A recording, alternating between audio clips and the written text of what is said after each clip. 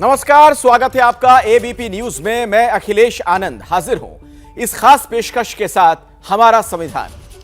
भारतीय लोकतंत्र के इतिहास में आज का दिन बहुत ही खास है। 26 नवंबर यानी आज ही के दिन 1949 में संविधान सभा ने भारत के संविधान को अपनाया था। इसीलिए आज के दिन को संविधान दिवस के तौर पर मनाया जाता है। इस मौके पर सुप्रीम कोर्ट में आयोजित एक कार्यक्रम में प्रधानमंत्री नरेंद्र मोदी शामिल हुए। उन्होंने ये अपील की, युवाओं को अपने देश के संविधान के बारे में ज्यादा से ज्यादा जानने की कोशिश करनी चाहिए। इस मौके पर उन्होंने खास तौर से संविधान में दिए अधिकारों और कर्तव्यों का भी जिक्र किया।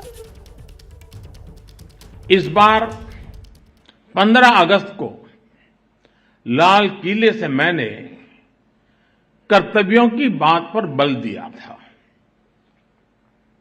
ये हमारे संविधान की ही भावना का प्रकटीकरण है। महात्मा गांधी कहते थे कि हमारे अधिकार हमारे वो कर्तव्य हैं जिन्हें हम सच्ची इंटीग्रिटी और डेडिकेशन के साथ पूरा करते हैं। आज अमृतकाल में जब हम आजादी के 75 वर्ष पूर्ण करके अगले 25 वर्षों की यात्रा शुरू कर रहे हैं, तो संविधान का ये मंत्र देश के लिए एक संकल्प बन रहा है। आजादी का यह अमृतकाल देश के लिए कर्तव्य काल है। संविधान दिवस के मौके पर आज प्रधानमंत्री मोदी की हैंडराइटिंग में लिखा एक नोट भी सामने आया। मोदी आर्काइव नाम के ट्विटर हैंडल से पोस्ट किए गए इस नोट को लेकर यह दावा है कि 1999 में संविधान के 50 साल पूरे होने पर पीएम मोदी ने अपने हाथ से यह लिखा था। इसमें उन्होंने लिखा था कि इस बात पर चर्चा की आवश्यकता है कि क्या हमारे कर्तव्य या हमारे अधिकार राष्ट्र को आगे ले जा सकते हैं। तो आखिर क्या है संविधान में लिखे वो कर्तव्य और अधिकार जिनका जिक्र प्रधानमंत्री मोदी बार बार करते हैं? देखिए हमारी स्पेशल रिपोर्ट, हमारा संविधान।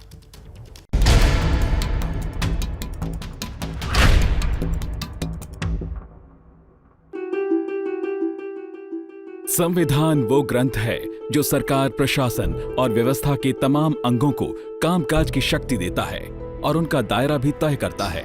यानी देश कैसे चलेगा, सरकार किस तरह से काम करेगी, व्यवस्था का हर अंग कैसे काम करेगा, ये संविधान से तय होता है। 26 जनवरी 1950 से संविधान देश में पूरी तरह लागू हो गया।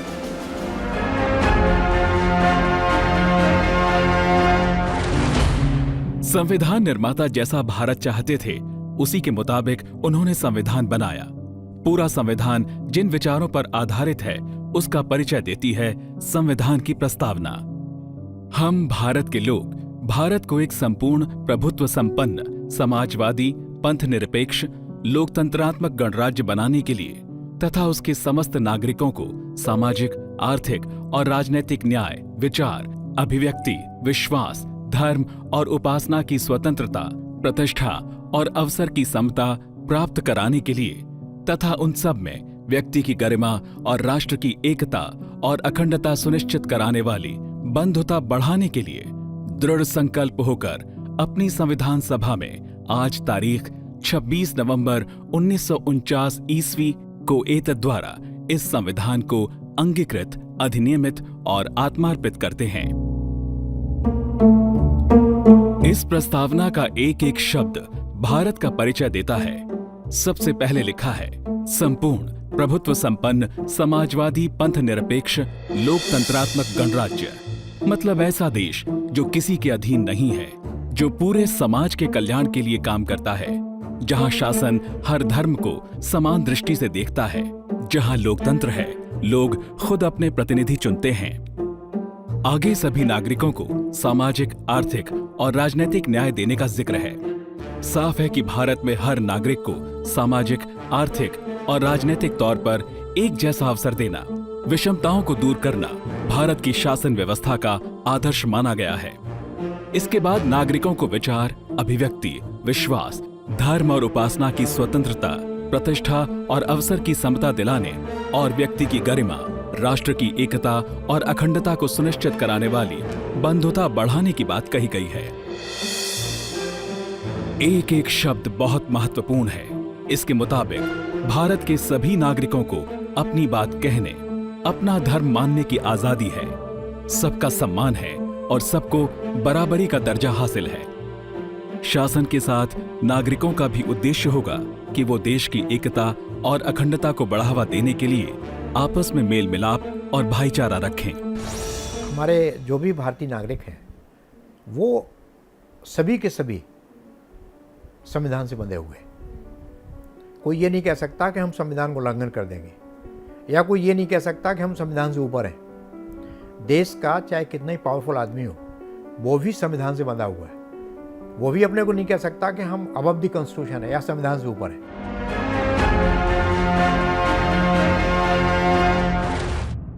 मौलिक अधिकारों में सबसे पहले आता है समानता का अधिकार।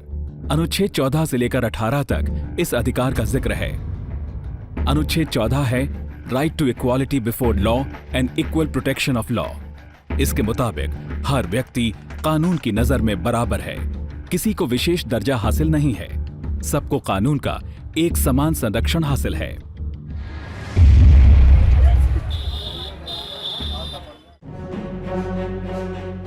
अगर संसद कोई ऐसा कानून बनाती है जिससे समान परिस्थिति के दो लोगों में भेदभाव होता हो, तो सुप्रीम कोर्ट या हाई कोर्ट उसे निरस्त कर सकता है।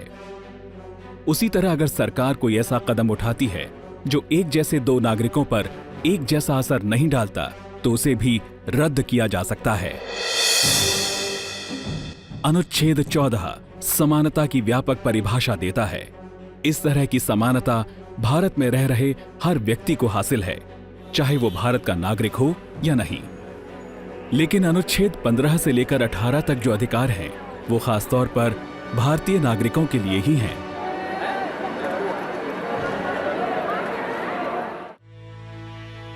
अनुच्छेद 15 के मुताबिक भारत में किसी भी व्यक्ति के साथ सिर्फ उसके धर्म, भाषा, जाति या लिंग के आधार पर भेदभाव नहीं हो सकता। मतलब हर नागरिक को एक समान अवसर मिलेगा। किसी के साथ भी सिर्फ इस वजह से भेदभाव नहीं किया जाएगा कि वो किसी खास धर्म, जाति, भाषा, क्षेत्र या लिंग का है। देखिए, समानता की बात तो करी है 15 और 16 में, लेकिन ये भी बोला है कि जो पिछड़े समाज में जो पिछड़ी जाति के लोग हैं, शेड्यूल्ड कास्ट वगैरह हैं, उनके लिए अफर्मेटिव एक्शन के लिए जॉब्स में रिजर्वेशन किया जा सकता है, सरकारी जॉब्स में। लेकिन उस पर सुप्रीम कोर्ट ने बोला है कि 50% से ज़्यादा नहीं हो सकता overall reservation.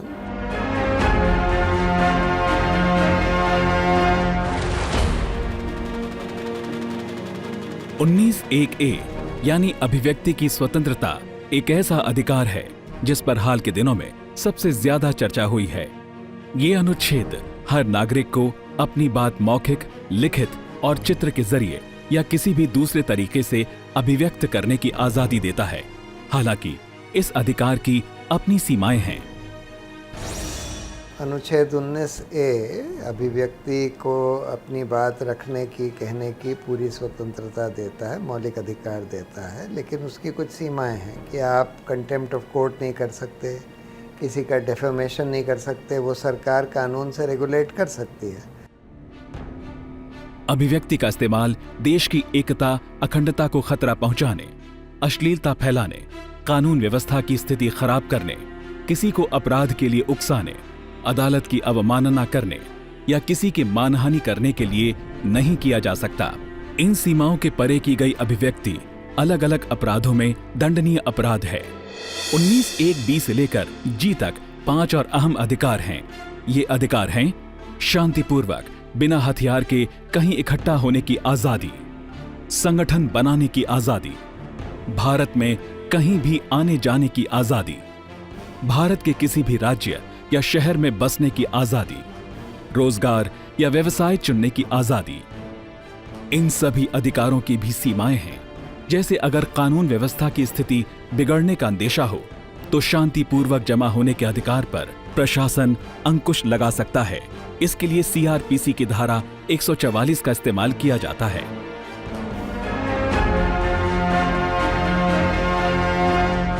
Right to life में ये है कि राइट टू एजुकेशन आता है, फिर राइट टू क्लीन एनवायरनमेंट आता है, फिर उसमें राइट टू फूड और right to health care, right to housing.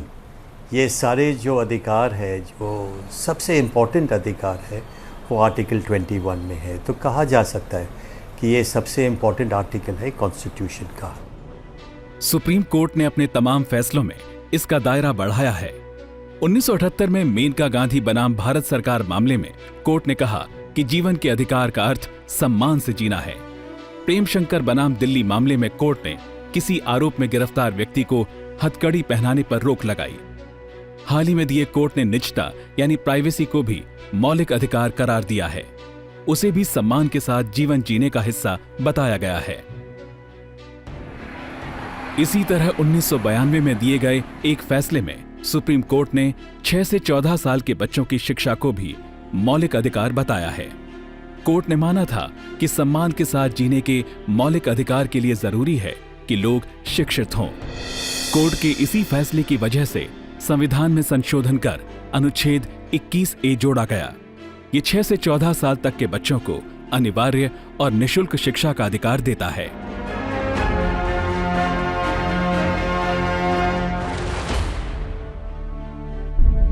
संविधान के अनुच्छेद 25 में धार्मिक स्वतंत्रता के अधिकार का जिक्र है। इसके तहत हर नागरिक को अपनी अंतरात्मा के मुताबिक धर्म को मानने, उसकी परंपराओं का पालन करने और उसका प्रचार करने का अधिकार दिया गया है।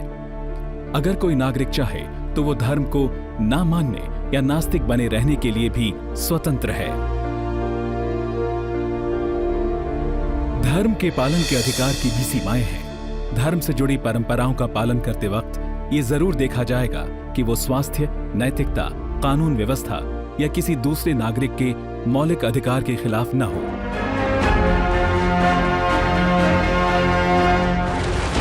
कोर्ट में जितनी भी जनहित याचिकाएं दाखिल होती हैं, वो इसी अधिकार के तहत होती हैं। कोर्ट को अगर लगता है कि सरकार का कोई आदेश नागरिक के मौलिक या संवैधानिक अधिकार का हनन करता है, तो कोर्ट उस आदेश को रद्द कर देता है।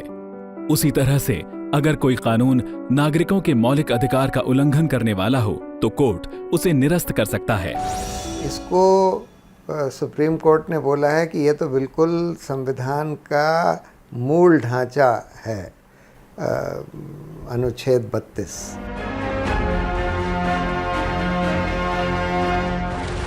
सरकार जो भी कानून बनाती है, जो भी कदम उठाती है, इन्हीं सिद्धांतों पर चलते हुए अपना कार्य करती है। पर ये जो सिद्धांत है ये नॉन जस्टिसेबल है। इसको अमल में लाने के लिए आप कोर्ट जा नहीं सकते हैं। इन सिद्धांतों का मकसद देश में न्यायपूर्ण और आदर्श समाज की स्थापना में मदद है, लेकिन सरकार परिस्थिति के मुताबिक इनका पालन किए बिना भी कोई कानून बना सकती है। उदाहरण के लिए नशे का उन्मूलन भी एक नीति निदेशक सिद्धांत है, लेकिन ज्यादातर राज्यों में शराब का व्यापार राजस्व के सबसे बड़े माध्यमों में से एक है। अनुच्छेद 39 में सरकारों से ये अपेक्षा जताई गई है कि वो अपनी नीतियां इस तरह से बनाएंगे कि पुरुष और स्त्रियों सबको जीवन यापन के उपयुक्त साधन मिल सकें। प्राकृतिक संसाधनों का वितरण इस तरीके से किया जाएगा जिससे सबको लाभ मिल सके। बच्चों को विकसित होने के लिए स्वास्थ्यवर्धक माहौल देने के लिए नीति बनाई जाएगी। किसी को भी अपनी आयु या शारीरिक क्षमता से परे जाकर मजबूरी में काम न करना पड़े, इसका ध्यान भी सरकार रखेगी। 39A में गरीबों को मुफ्त कानूनी सहायता दिए जाने की बात कही गई है। इसी का पालन करते हुए हर जिले में लोगों को मुफ्त कानूनी मदद देने के लिए लीगल सर्विस अथॉरिटी का गठन किया गया है।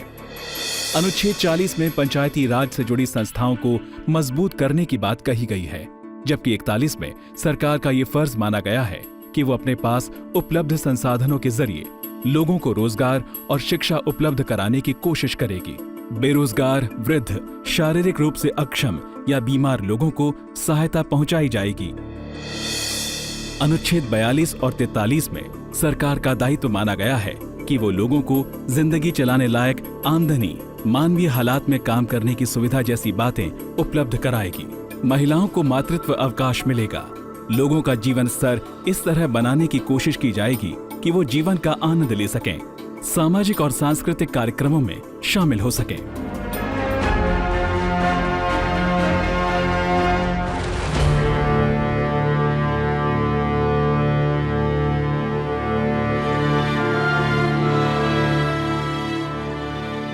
संविधान ने हमें बहुत सारे मौलिक अधिकार दिए हैं, लेकिन क्या हमारे पास सिर्फ अधिकार ही हैं, कर्तव्य नहीं? कर्तव्यों को संविधान का हिस्सा बनाने को लेकर लंबी बहस हुई। संविधान के निर्माण के दौरान कई नेता कर्तव्यों का भी उल्लेख उसमें किए जाने के पक्ष में थे। खुद महात्मा गांधी ने कहा था, अधिकारों का जन्म कर्तव्य से होता है। मेरी मां निरक्षर थी, लेकिन बहुत बुद्धिमान थी। उन्होंने मुझे बताया कि अगर सब लोग अपने फर्ज को निभाएं, तो दूसरों के अधिकारों की रक्षा खुद ही हो जाएगी।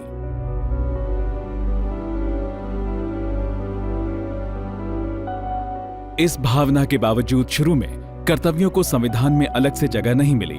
1976 में 42वें संशोधन के जरिए मौलिक कर्तव्यों को संविधान का हिस्सा बनाया गया। अब बात अनुच्छेद 51A में लिखे 11 मौलिक कर्तव्यों की। पहला, संविधान का पालन करना, उसके आदर्शों, संवैधानिक संस्थाओं, राष्ट्रध्वज और राष्ट्रगान का सम्मान करना। ये हर नागरिक के लिए पहला और सबसे बड़ा दायित्व माना गया है।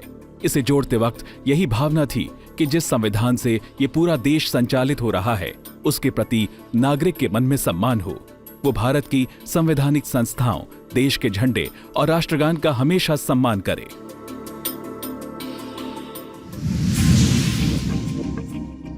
दूसरा, स्वतंत्रता संग्राम के आदर्शों से नागरिक प्रेरणा लें, उनका पालन करें। यानी जिन भावनाओं के चलते हमारे पूर्वज देश के लिए संघर्ष कर रहे थे, जिनके लिए उन्होंने अपनी जान की चिंता नहीं की, उन आदर्शों से हम भी प्रेरणा लेते रहें।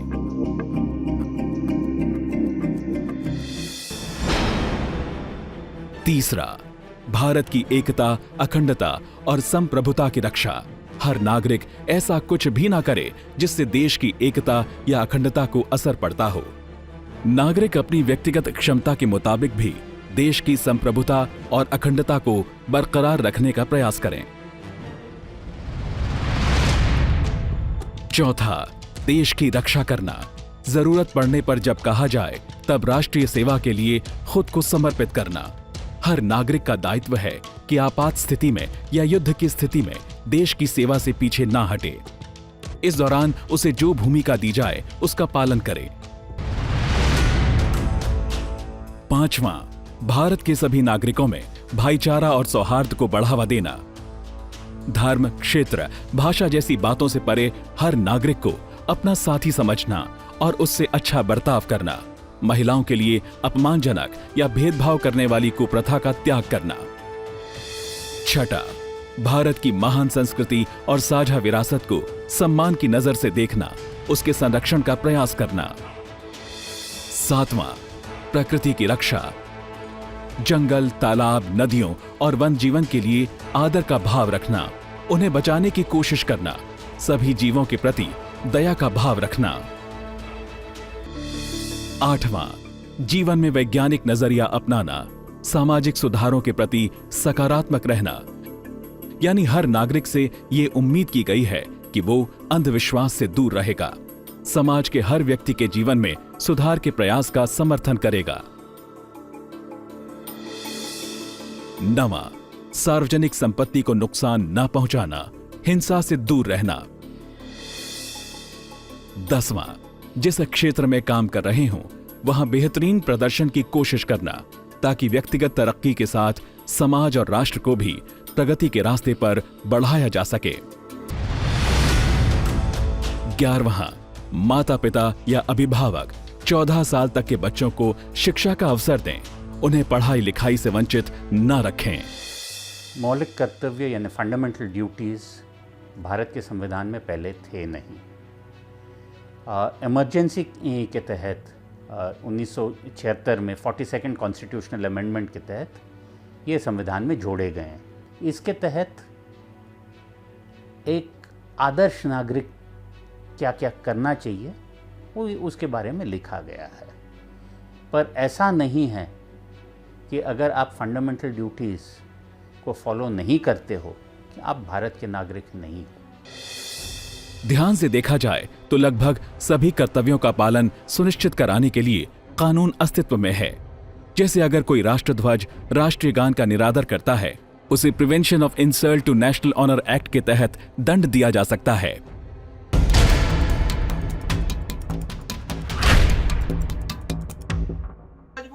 क्या मजबूरी है मेरी, बताइए।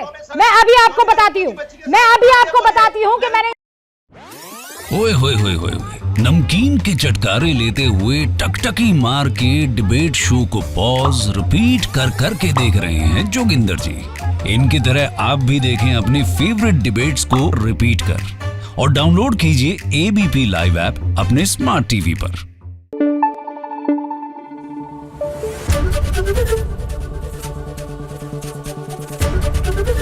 एबीपी न्यूज आपको रखे आगे।